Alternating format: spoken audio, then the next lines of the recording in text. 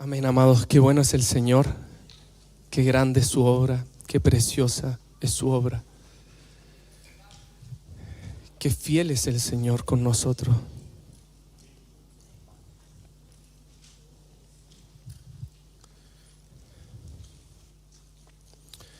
Padre, en el nombre de Jesús,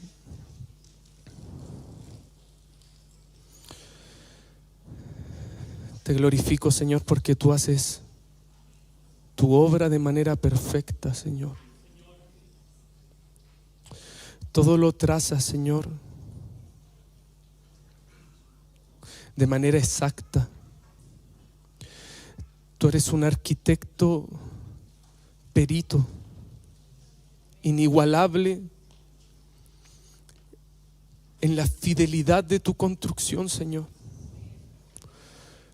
Porque tú inicias una obra y la perfeccionas y la completas. Señor, ese pacto, ese juramento es el que nos afirma y nos mantiene en pie. Te glorificamos, Señor, en el nombre de Jesús. Amén. Amén. Amén, amados.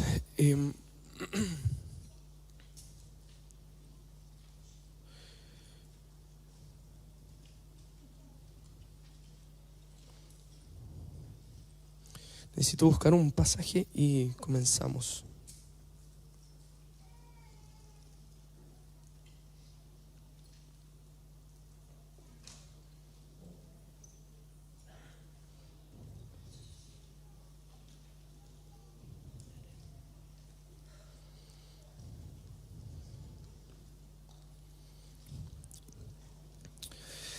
Amén.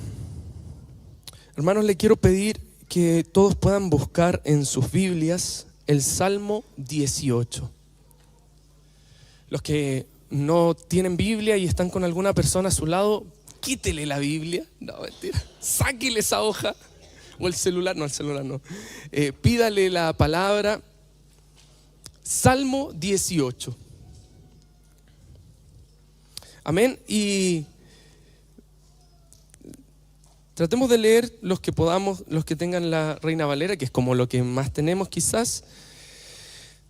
Lo vamos a leer juntos porque este pasaje revela lo que vamos a tocar durante esta palabra.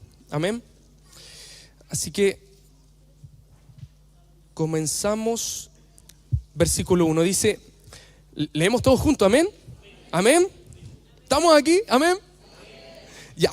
Al músico principal, salmo de David, siervo de Jehová, el cual dirigió a Jehová las palabras de este cántico, el día que le libró Jehová de mano de todos sus enemigos y de mano de Saúl.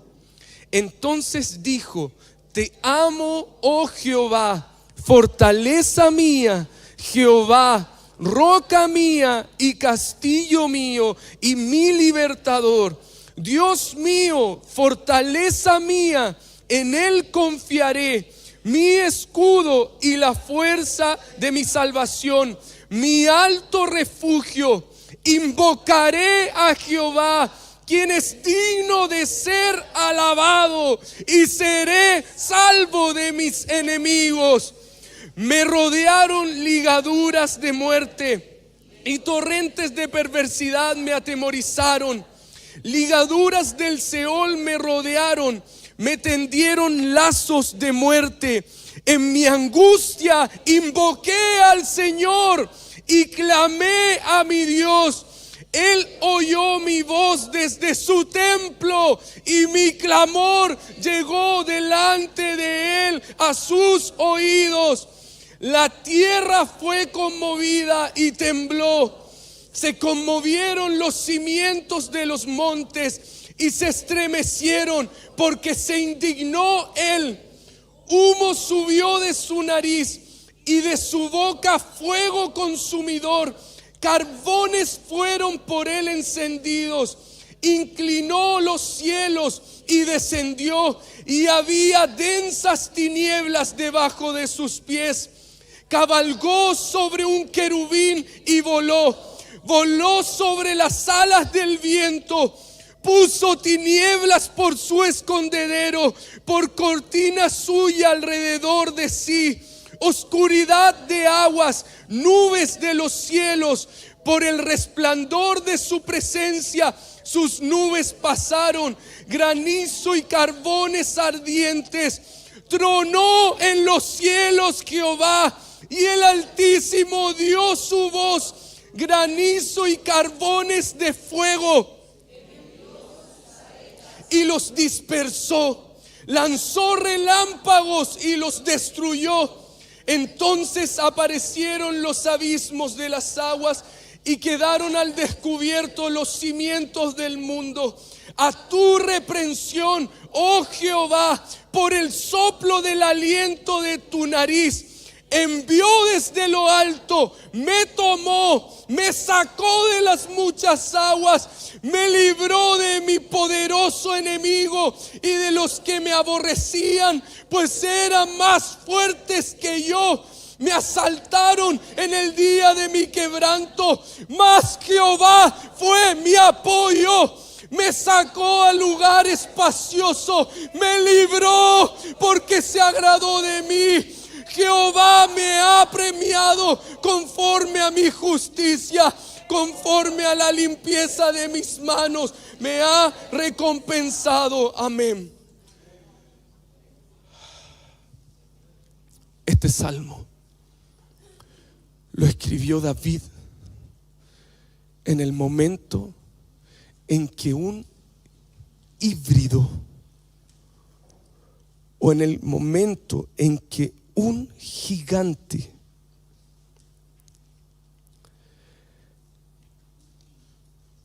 se levantó contra él, y David no pudo hacerle frente. Este salmo lo escribe David, y si te fijas, dice: me libró de mi más poderoso enemigo. No está hablando de los enemigos comunes que él tenía. Está hablando un rey que luchó durante su gobierno con distintos gigantes e inició su proceso de gobierno venciendo a Goliat. Pero llega culminado su proceso de gobierno, se vuelven a manifestar otros gigantes. Específicamente este se llama Isbi Benov, que habla del fruto, o sea, el fruto de una generación de gigantes. ¿Qué característica tenía este gigante? Dice la palabra que tenía una lanza tremenda de grande, pero algo que llamó mucho mi atención, y es que tenía una espada nueva. Entonces David ya estaba cansado, dice la palabra, y este gigante híbrido lo intenta matar. Mas Abisai, hijo de Sarbia, llegó en su ayuda e hirió al filisteo y lo mató. Y le dijo: David, tú ya no puedes salir más a la guerra, no sea que se apague la lámpara de Israel.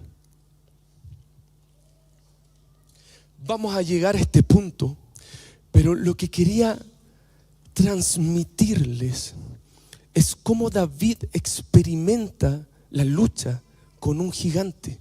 Este salmo condensa partes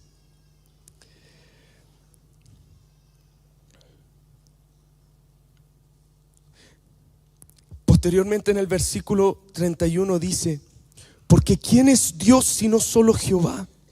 ¿Y qué roca hay fuera de nuestro Dios?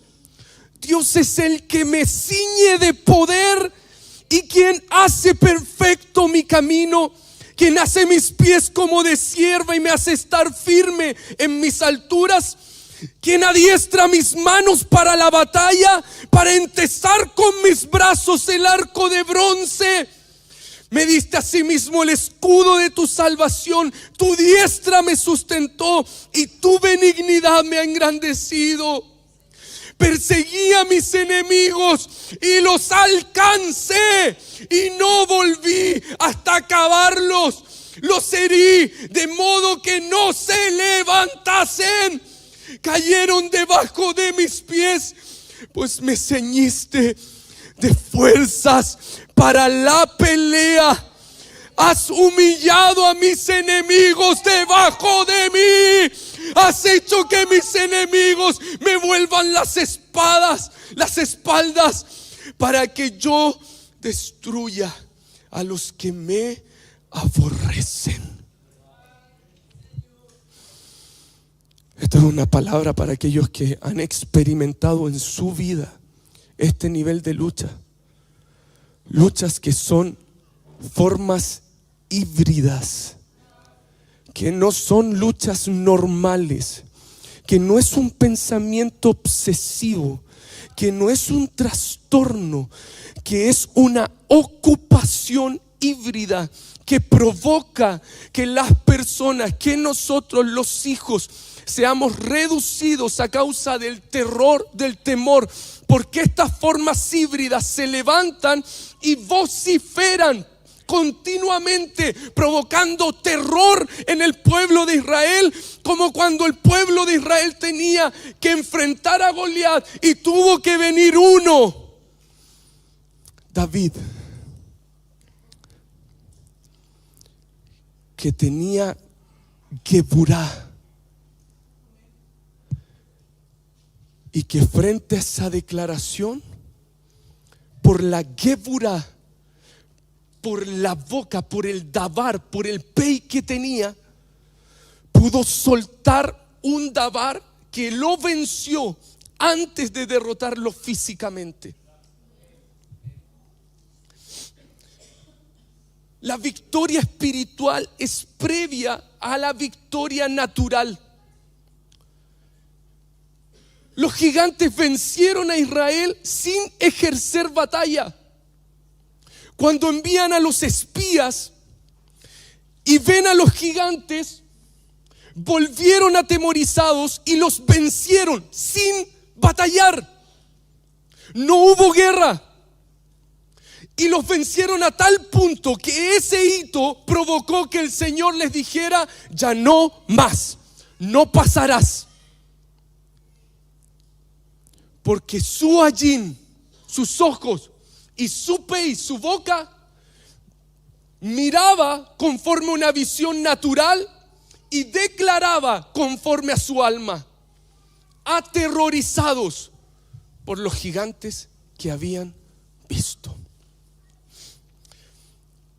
Permítame contextualizar, estamos hablando de esto específicamente porque la prédica anterior, el pastor Fernando hablaba acerca del monte Hermón, ¿verdad? ¿Cuántos recuerdan el monte Hermón? Sí.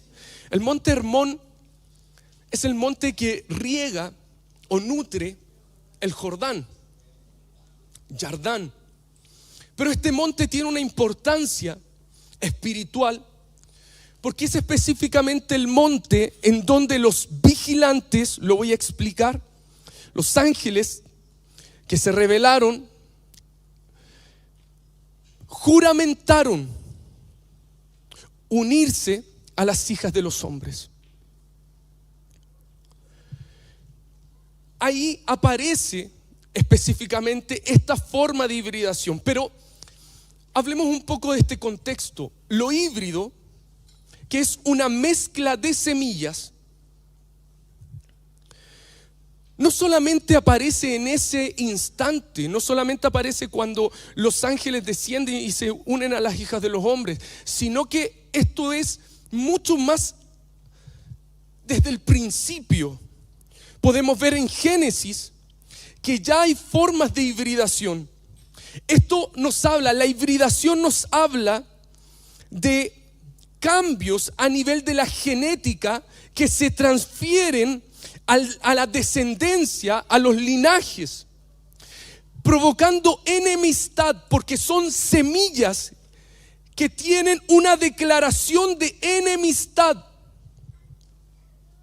Génesis 3:15, un pasaje conocido: y pondré enemistad entre ti y la mujer, y entre tu simiente y la simiente suya.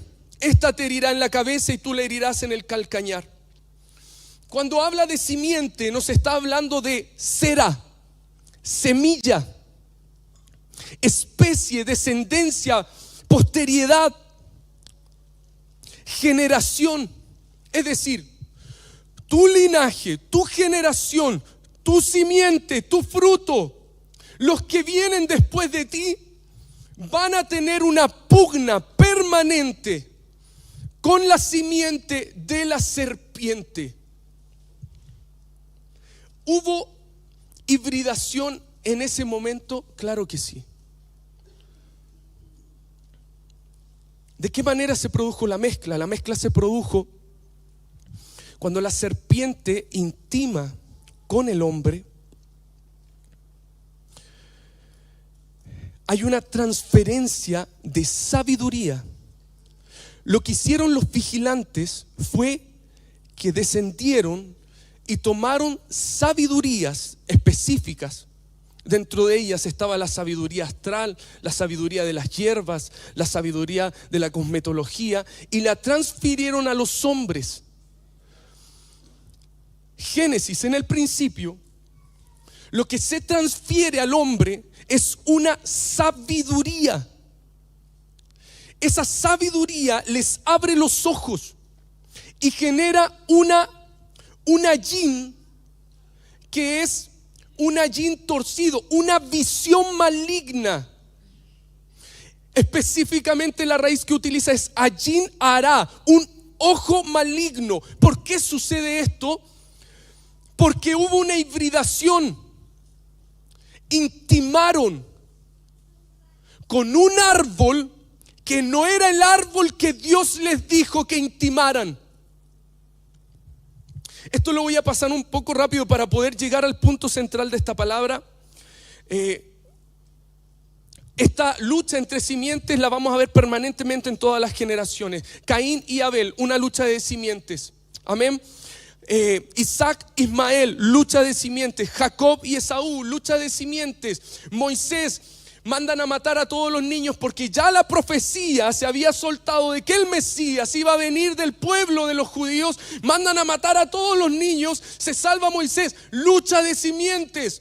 Esto lo vas a ver también en el tiempo de Jesucristo. Mandan a matar a todos los niños, a los varones, porque había una persecución respecto de en quién se iba a cumplir la profecía de que Cristo iba a amanecer. Esto parte en Génesis como una serpiente y termina en Apocalipsis como un dragón intentando comerse al niño que iba de nacer. Esto es un proceso permanente, amados. Nosotros no estamos fuera de esto, porque hay una lucha de simientes que permanece hasta el día de hoy. ¿De qué manera lo podemos ver en el pueblo de Israel? El pueblo de Israel pasó por 42 jornadas en el desierto. Este proceso de 42 jornadas representa un proceso de embarazo. 42 estaciones representa un proceso gestacional. Cada mes en una mamita va generando un crecimiento, ¿verdad? Va generando un proceso en donde se va formando el feto. Al igual el pueblo de Israel iba pasando estas 42 estaciones y se iba formando Cristo en ellos.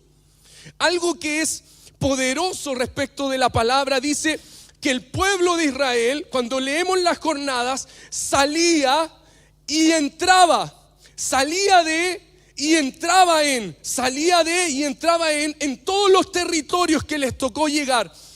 Esta declaración, salir y entrar, es la declaración que se utiliza para definir iglesia en el Nuevo Testamento. Eclesía se traduce como salir de salir de, eclesía, entrar en. Por lo tanto, cada jornada espiritual en el desierto salían, entraban. ¿Qué te está diciendo? La eclesía, la iglesia, la amada, se estaba formando. Estaba dando a luz en cada proceso al Hijo, a Cristo como cabeza de la iglesia.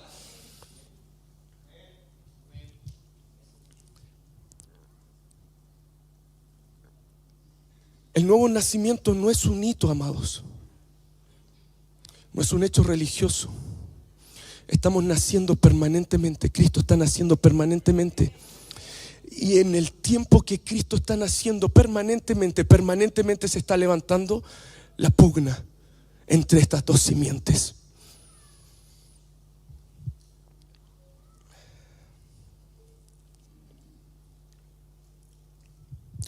Ahora, cuando el Señor sacó a Israel de Egipto,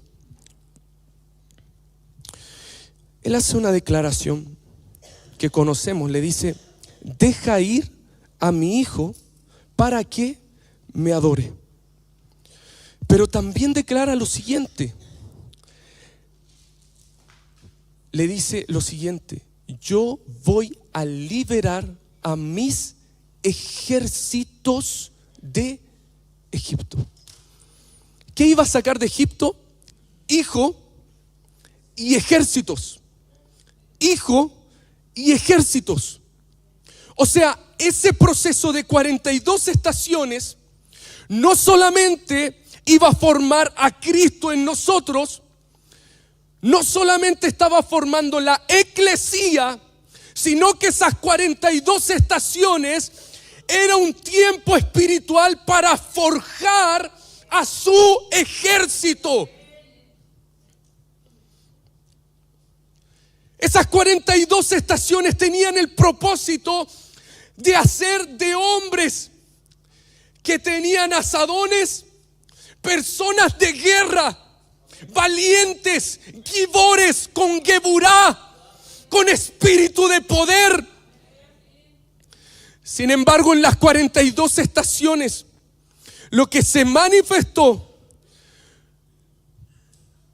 fue que los hombres de guerra perecieron en el desierto. El Señor quería sacar un ejército de Egipto, pero en el proceso, una generación completa fue tragada por el desierto. La palabra en Deuteronomios habla acerca de las consecuencias de la desobediencia. Una de las consecuencias de la desobediencia es que iban a volver a Egipto en naves. ¿Qué pasó con la generación de los hombres de guerra? Lo que los marcó fue su obstinación, su dureza de cerviz, su rebelión, la desobediencia permanente al Señor. Porque si el Señor está sacando un ejército, no va a servir, no va a militar uno que no entiende de estratía, uno que no entiende de orden espiritual. Entonces, si yo me levanto contra Moisés, me estoy levantando contra el Señor. Y la consecuencia de eso era: te vas a volver a Egipto.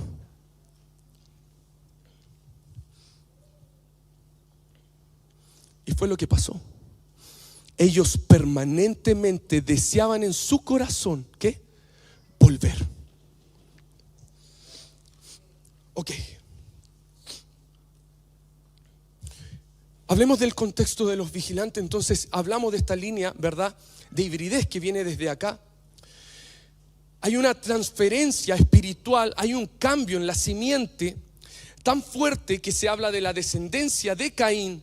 Y desde la descendencia de Caín se transfiere en sabiduría. Sí se transfiere en sabiduría, porque si tú revisas Génesis 4, verás que en Génesis 4 expresa, por ejemplo, los Ab, que vienen desde Caín, como los que tocan flauta, músicos, pero también Tubal Caín, que era un artífice de bronce. Ese artífice específicamente fue el primero que tenía los diseños de las armas de destrucción. Cuando tú miras los gigantes, estas formas híbridas, la sabiduría que ellos tenían era la guerra.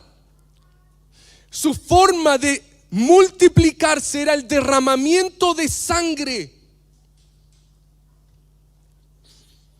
Entonces, ves que desde los vigilantes descendió una sabiduría, pero también acá en el Génesis una simiente corrompida transfiere una sabiduría corrompida a las siguientes generaciones.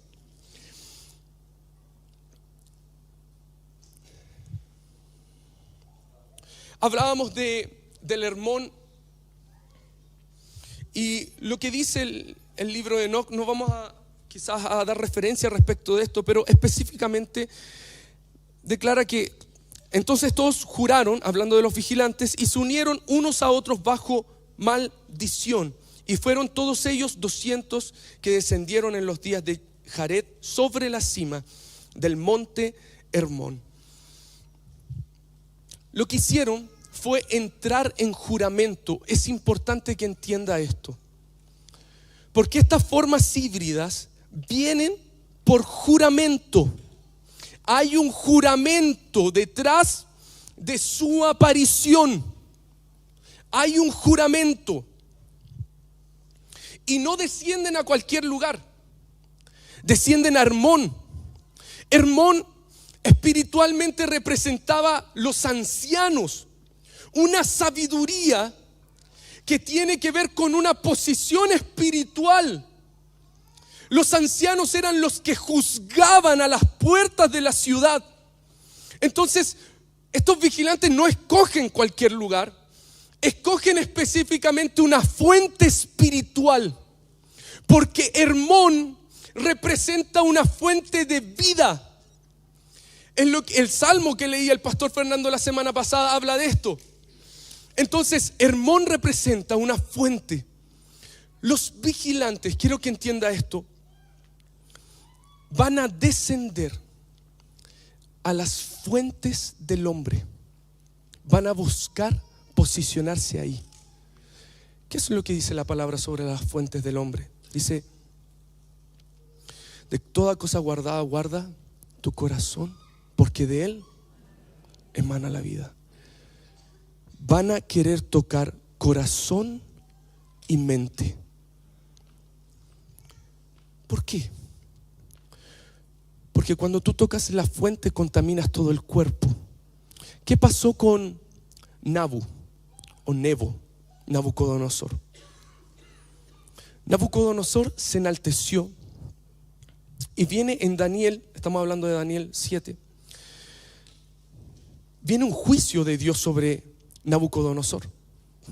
El juicio de Dios sobre Nabu era específicamente un juicio que provenía de los vigilantes. Dice que los vigilantes iban a venir sobre Nabu y decretar un juicio. Y ese juicio era que Nabu iba a terminar como un ave y comiendo como bestia, a causa de la soberbia de su corazón. Entonces, ¿qué pasó? Se cumplió la profecía, se cumplió. Nabucodonosor terminó en el campo. Fue tanto lo que le creció el vello que parecían plumas, fue tanto lo que le crecieron las uñas que parecía ave. Y si tú ves esa relación, vas a ver que hay una hibridación, porque lo que dice el Señor es que el juicio era este: le será cambiado el corazón de carne por un corazón de bestia. Le será cambiado un corazón de carne por un corazón de bestia.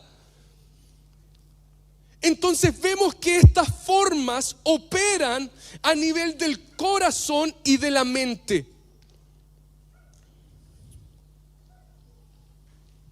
¿Hasta aquí vamos bien? Amén. Amén.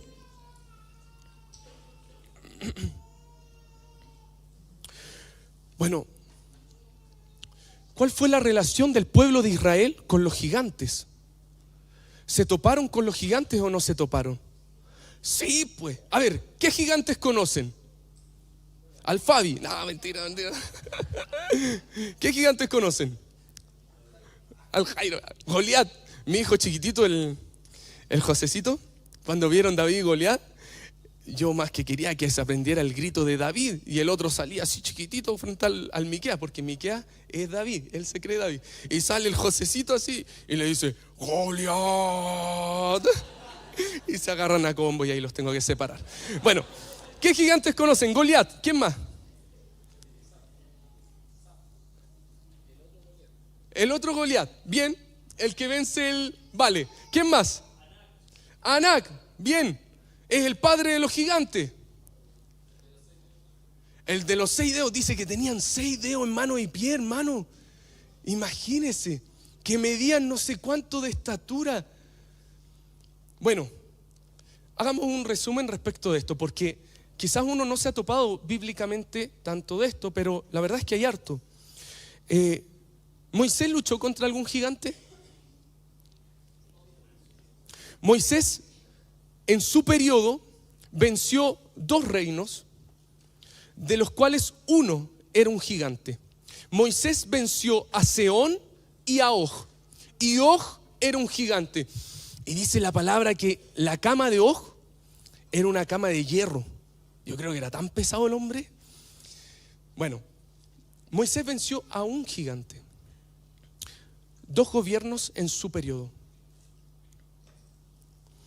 Pero Josué venció a 31. Y el que terminó por exterminar a los gigantes, ¿quién fue? David, muy bien amado, David. ¿Qué características tendrán estos hombres que vencen estas cosas feas? Porque David era chiquitito,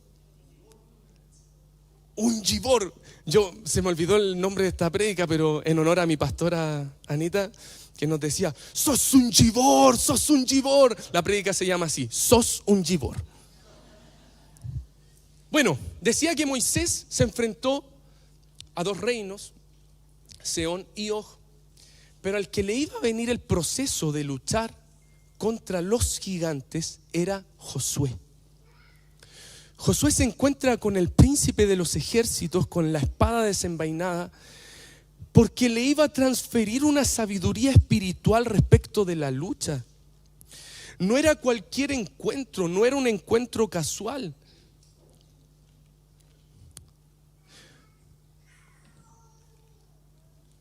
Entonces Josué iniciaría su proceso, pero su proceso espiritual iba a estar marcado por la lucha híbrida, iba a estar marcada. ¿Qué características tenía Josué?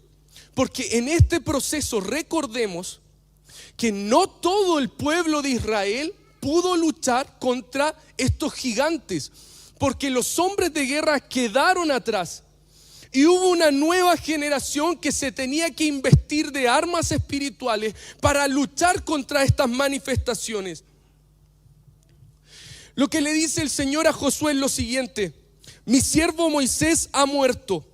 Ahora pues, levántate y pasa este Jordán, tú y todo este pueblo, a la tierra que yo les doy a los hijos de Israel. Yo os he entregado, como le he dicho a Moisés, todo lugar que pisare la planta de vuestro pie.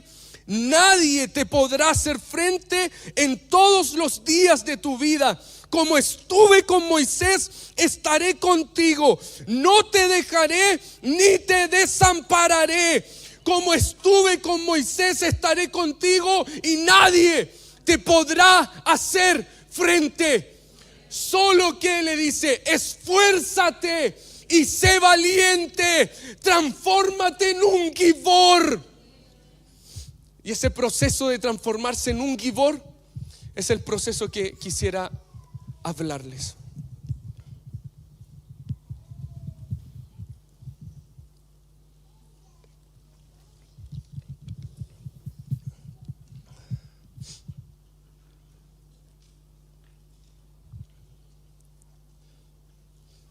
El Señor le dice: tú tienes que pasar el Jordán. A ti te toca esa transición. Moisés murió a los 120 años. Cuando hablamos de los 120 años, no es cualquier palabra. Porque los 120 años es una declaración que hace el Señor producto de la caída de los ángeles. Génesis 6 dice: aconteció que cuando comenzaron los hombres a multiplicarse sobre la faz de la tierra y les nacieron hijas, que viendo los hijos de Dios que las hijas de los hombres eran hermosas, tomaron para sí mujeres, escogiendo entre todas. Y dijo Jehová: no contenderá mi espíritu con el hombre para siempre, porque ciertamente él es carne, más serán sus días 120 años. Había gigantes en la tierra en aquellos días, y también después que se llegaron a los hijos de Dios, a las hijas de los hombres, y les engendraron hijos. Estos fueron los valientes que desde la antigüedad fueron varones de renombre. Y vio Jehová que la maldad de los hombres era mucha en la tierra, y que todo designio de los pensamientos del corazón de ellos era de continuo solamente al mal. Si te fijas, la sentencia fue 120 años. ¿A causa de qué? A causa de la unión de los ángeles con las hijas de los hombres. ¿No te llama la atención que Moisés a qué edad murió? 120 años. O sea, ¿qué pasó con Moisés? El Señor le había dado la promesa de que Él iba a sacar al pueblo y lo iba a meter en la tierra. ¿Qué pasó que se cortó ese proceso? Hubo hibridez. ¿Cómo va a haber hibridez en Moisés? ¿Qué pasó? No vamos a detallar esto porque quiero centrarme en cómo Cristo vence esto, pero quiero solamente dejar lo siguiente. Si usted revisa Deuteronomio 28, va a ver que las consecuencias de la desobediencia son varias. Pero dentro de las consecuencias que se mencionan es que iban a venir ejércitos contra ti.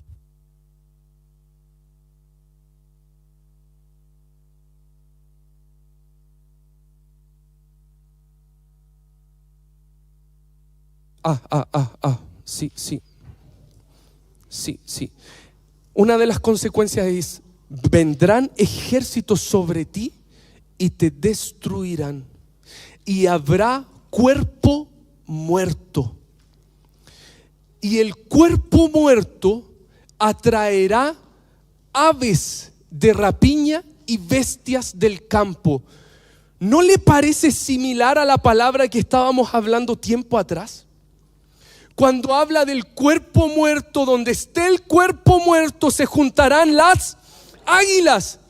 Donde haya muerte, donde haya ese proceso de descender, iba a manifestarse ese ser alado, ese ser que sube. Pero la desobediencia genera justamente lo contrario.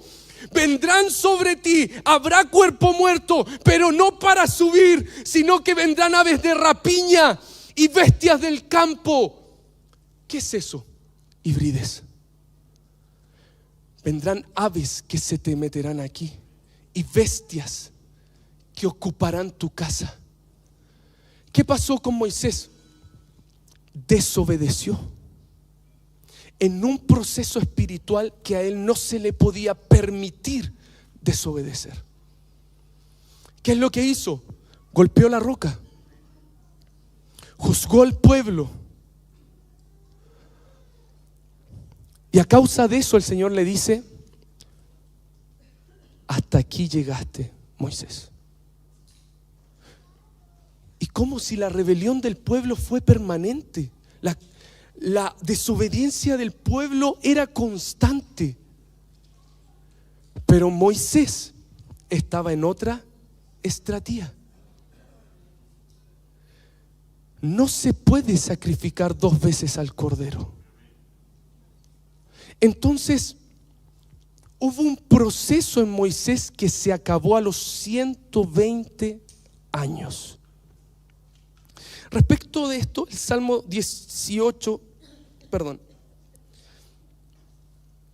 90 dice lo siguiente: los días de nuestra edad son 70 años, y si en los más robustos, si en los que tienen la Geburá son 80 años, está hablando con todo su fortaleza es molestia y trabajo, porque pronto pasan y volamos. Está hablando este salmo de un proceso espiritual que va más allá de los 120 años, porque la generación de Josué no queda pegada en los 120. La generación de Josué va más allá.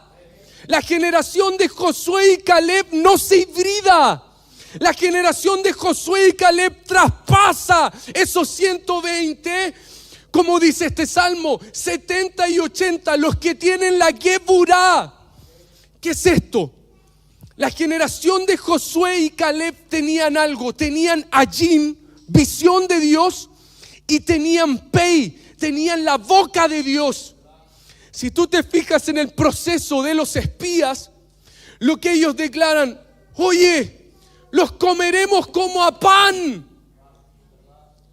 Vieron exactamente lo mismo, pero ellos tenían Ajim y Pei. Te digo algo: no se cruza el Jordán sin Ajim y sin Pei. No se cruza. No se cruza Jordán sin Ajim y sin Pei.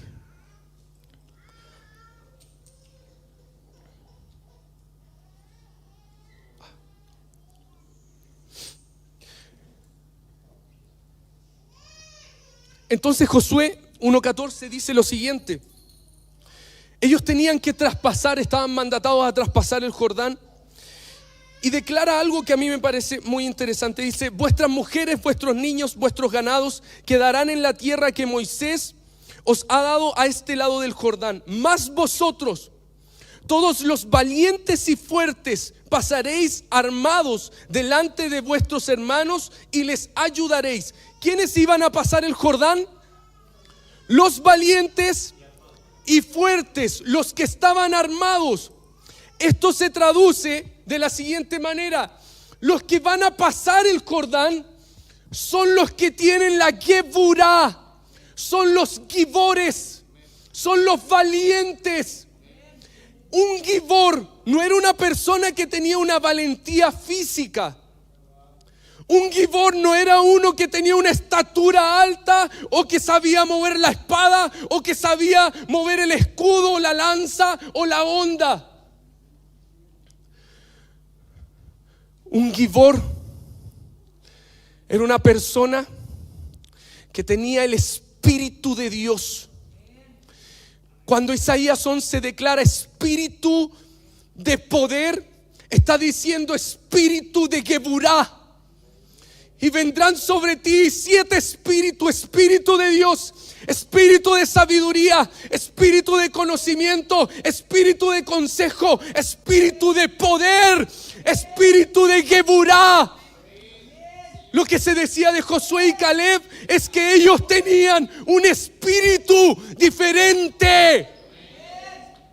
¿Cuál era ese espíritu diferente? Tenían el Espíritu de Dios, tenían el Espíritu de poder, tenían la Geburá en ellos, que lo hacía traspasar esa hibridez. Esto lo puedes ver en Cristo. Jesucristo se dice que es admirable consejero, Dios fuerte, el Gibor, Padre eterno, príncipe de paz, y lo dilatado de su imperio no tendrá fin. El Gibor, nadie le hace frente jamás. Nadie te podrá hacer frente jamás. Y esa era la mentalidad que ellos tenían. Los otros tenían a los gigantes metidos aquí. No habían tenido guerra y ya estaban vencidos. Ya estaban subyugados.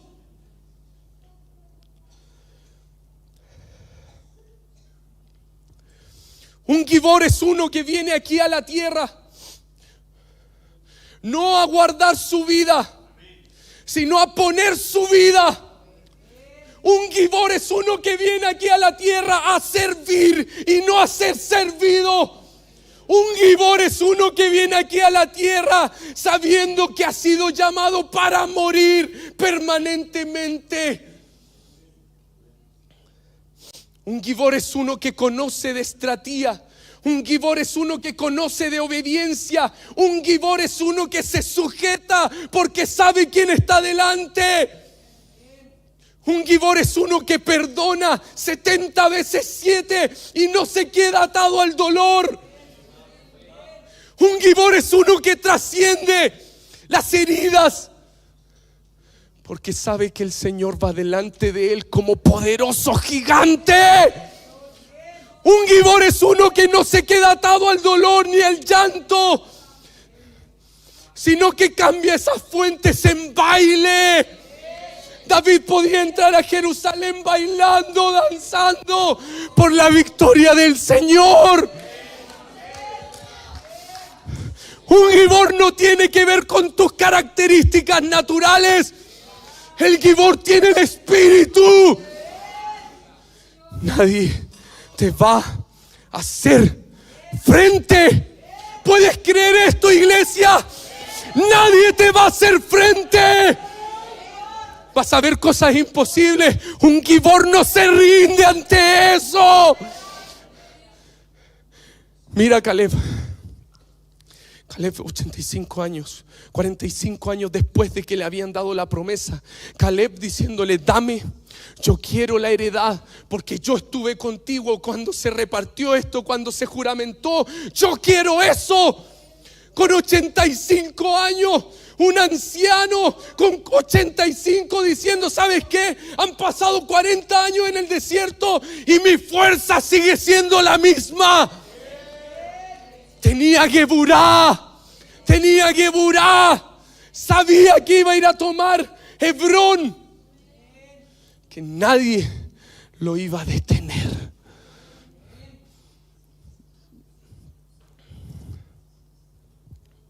Tal era mi fuerza entonces, tal es mi fuerza ahora.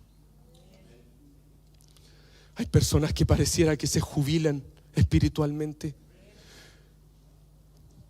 David decía: hasta mi ancianidad y mis canas, no me abandones hasta que transfiera la Geburá a la posteridad, a la generación que viene. Hasta que sea un anciano, no me abandones, porque tengo que traspasar Geburá a la siguiente generación. ¿Sabes qué es esto que se cumplió? Se cumplió porque llegó un momento donde él no pudo luchar contra ese gigante. Traspasó Geburá, la traspasó a sus valientes. Y vino su valiente y destruyó al gigante que traía una espada nueva. Porque estas formas híbridas van creciendo, amados, van creciendo. La espada del gigante que enfrentó el valiente de David no es la misma espada que enfrentó Moisés. Era una espada nueva. Las formas híbridas que están viviendo estas generaciones son distintas de las que has vivido tú. Y el traspaso de armas, lo que hay que traspasar es Geburá. Geburá. Espíritu de poder, espíritu de poder, Espíritu de poder. ¿Quiénes conocen ese espíritu de poder? Aquellos que han vivido debilidad, y en la debilidad el Señor se ha levantado. De los que han vivido procesos de debilidad, y viene la fortaleza del Espíritu para poder vencer esas formas híbridas. Pregúntate si tu hijo está luchando con cosas híbridas y no las puede vencer. Pregúntate si como portero has traspasado Geburá. Pregúntate si como porteros hemos traspasado Geburá. Pregúntatelo. Pregúntate si ves en tus hijos esas luchas sexuales incontrolables.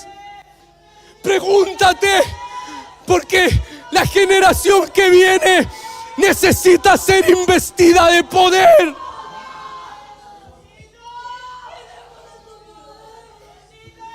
Hay una investidura de poder, investidura de poder que el Señor va a colocar en este tiempo. Oh Señor, oh Señor, oh Señor, oh Señor, despierta a tus valientes, despierta a tus valientes, despierta a tus valientes, despierta a tus valientes, despierta a tus valientes, despiértalos. De los que portan tu Geburá.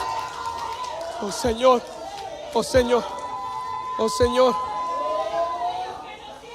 oh Señor, oh Señor, oh Señor, oh Señor, despierta a tus valientes, despierta a tus valientes.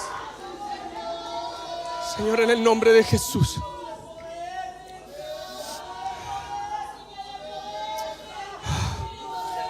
Sí, Señor. Sí, Señor. Sí, Señor. Sí, Señor. Sí, Señor, en el nombre de Jesús. En el nombre de Jesús.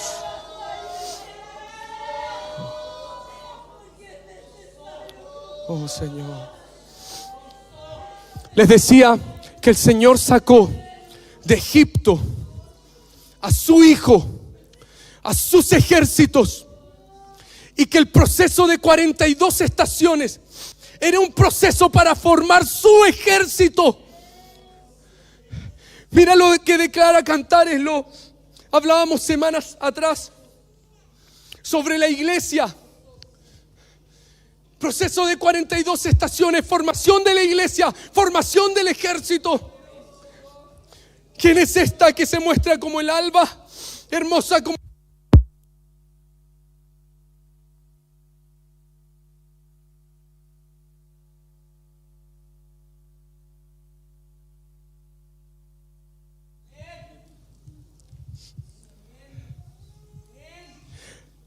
Algo como la reunión de dos campamentos. ¿Qué está diciendo? Ve a la amada, ve a la iglesia. ¿Qué ves? Veo algo imponente. Cuando el Señor te mira, cuando te mira a ti, a ti, a ti, en tus luchas, ¿sabes lo que ve? Ve un ejército imponente. Eso ve el Señor. Ve un ejército imponente en orden.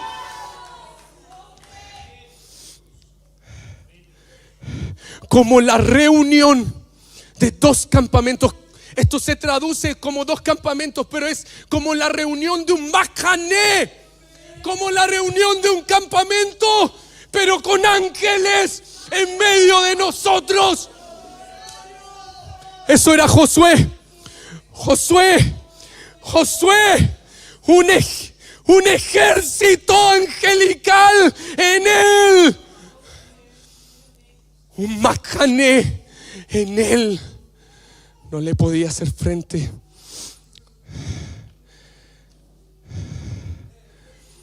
Oh Señor. Oh Señor.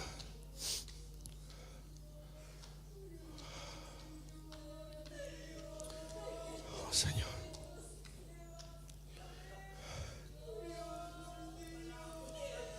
Oh Señor.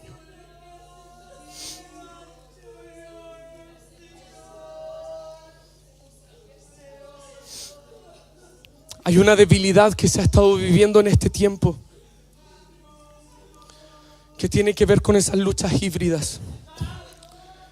Tienes que saber que tiene que venir el Espíritu de Dios sobre esa lucha. Esa lucha no se pasa ni solo ni con tus fuerzas, porque este tiempo no es con una lucha, no es carnal, no es de sangre ni de carne, sino es contra principados y potestades. Pero el Señor tiene la victoria. De Él es la victoria. De Él es la victoria. Mas Jehová está conmigo como poderoso gigante, como poderoso Gibor.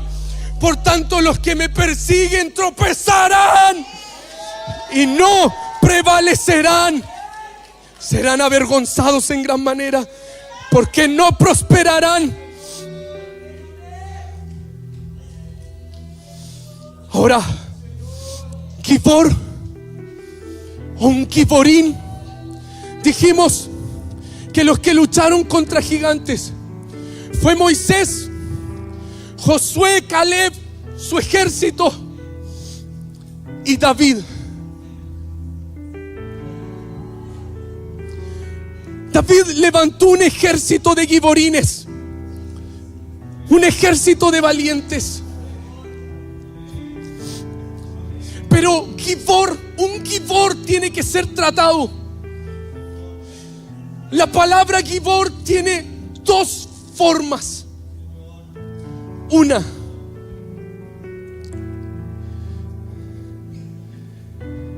es uno que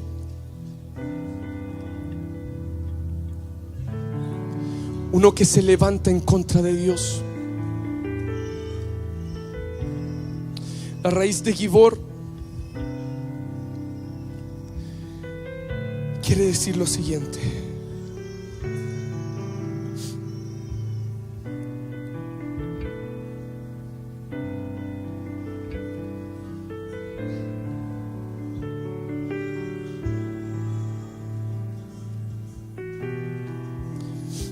poderoso, guerrero, esforzado, fuerte, de gran vigor, valeroso, vigoroso, esforzado, pero también quiere decir tirano, hombre duro, enaltecido, actuar de manera insolente. Un Gibor tiene que ser tratado por fuego para que la tiranía salga de su corazón. De Nimrod se decía que él era poderoso cazador que se oponía a Dios. Era un tirano. Habían Gibores que su diseño se había torcido y que se enaltecieron, crecieron tanto a causa de su hermosura y de su fuerza que el Señor los cortó.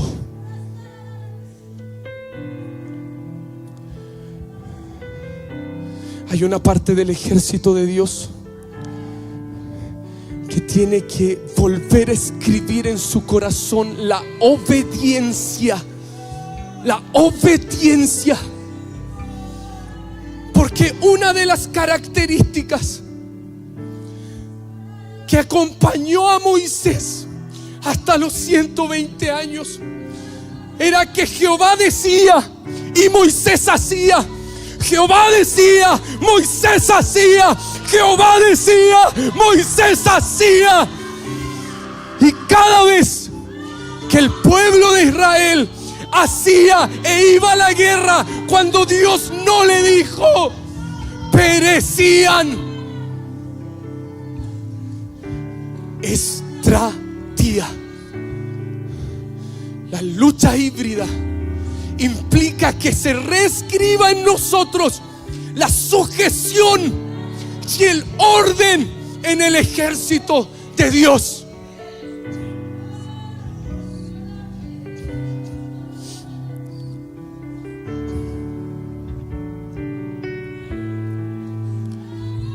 Obediencia. Josué y Caleb, el espíritu de Geburá, Allín y Pei. Una de las bendiciones de la obediencia era: vendrán los enemigos a ti por 7, por un camino. Vendrán por un camino y saldrán por 7.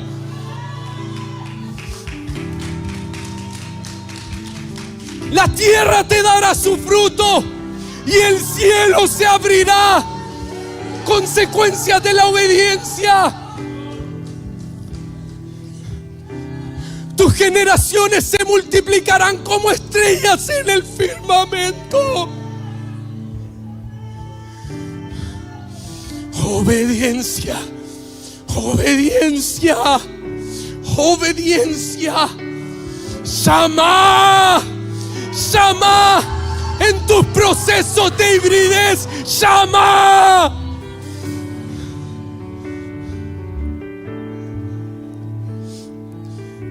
El tercero que peleó contra los gigantes fue David. David era un arpista. Los arpistas no es una característica humana. Los ancianos en el trono tocan arpas. Los ancianos no tienen nombre y viven postrados en la presencia de Dios. ¿Quieres conocer a uno que traspasa el Jordán, que lucha contra la hibridez y vence? Es uno que no tiene nombre propio. No es un Gibor tirano que se levanta en contra de Dios. Es uno que tiene el arpa, no tiene nombre y vive postrado en la presencia del Altísimo. El arpa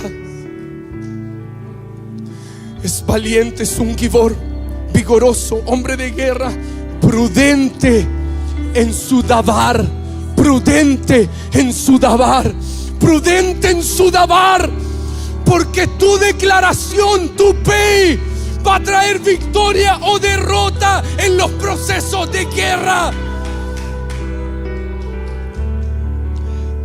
Pero algo más: varón conforme a mi corazón.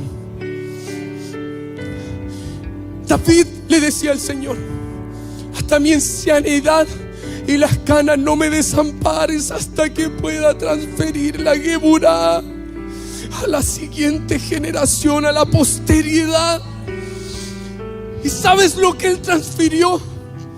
Cuando se describe a los Giborín de David, a los valientes de David, se dice que ellos eran íntegros de corazón, eran perfectos de corazón, así como su comandante David era perfecto de corazón. Pero aunque tenía perfección y hermosura, no se levantó por encima de Dios como Luzbel. Luzbel tenía perfección y hermosura, pero se levantó como un tirano contra el Señor. Los valientes de David tenían un corazón íntegro y estaban unánime. Era un ejército que no vio derrotas jamás. Gigante que venía, gigante que decapitaban. El Señor sacó al Hijo y al ejército y a la eclesía para transformar su corazón. Y es por eso que el cruce del Jordán se marca por quitar el oprobio en el corazón, la circuncisión en el corazón. Porque los giborines, los valientes, tienen su corazón íntegro, su corazón perfecto delante del Señor.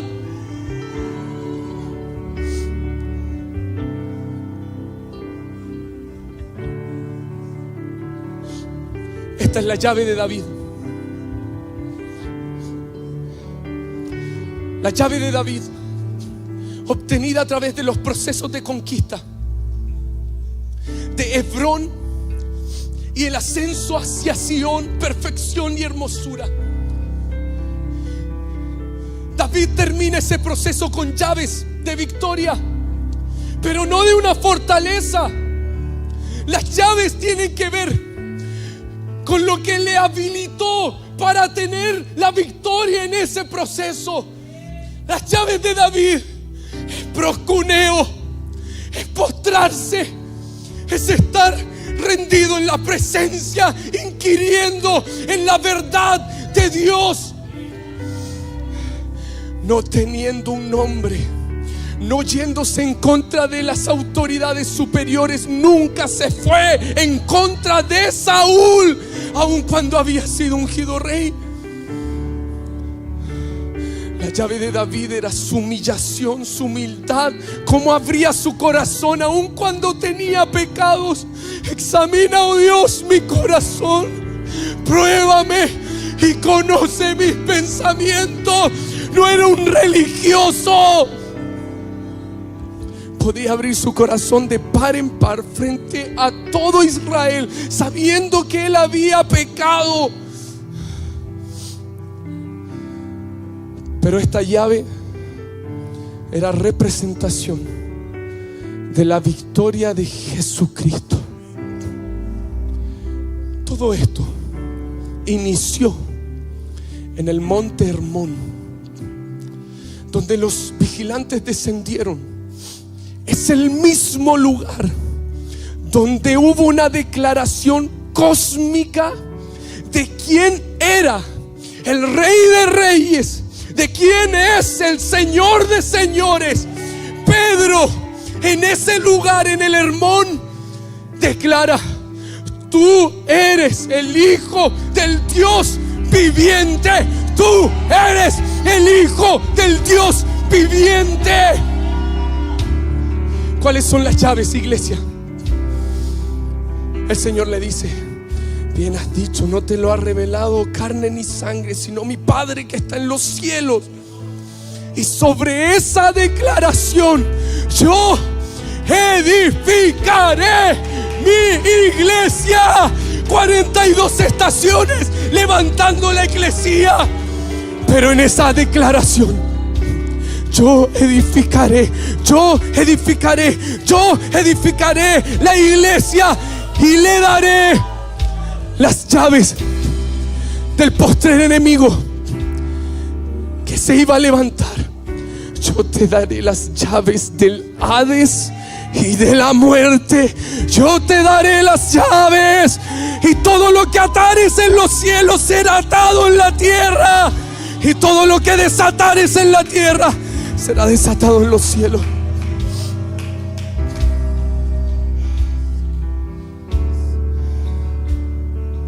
En ese mismo lugar, el Señor se transfiguró en el Hermón, allí donde empezó la rebelión, allí donde, como dice su palabra, así como por uno entró, por la desobediencia, por la rebelión de uno entró el pecado, por la obediencia de un justo todos iban a ser justificados.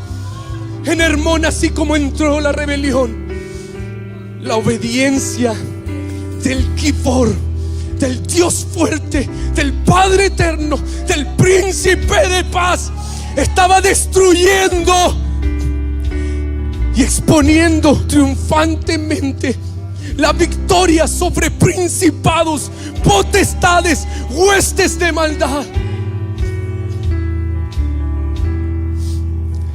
La victoria es del Señor.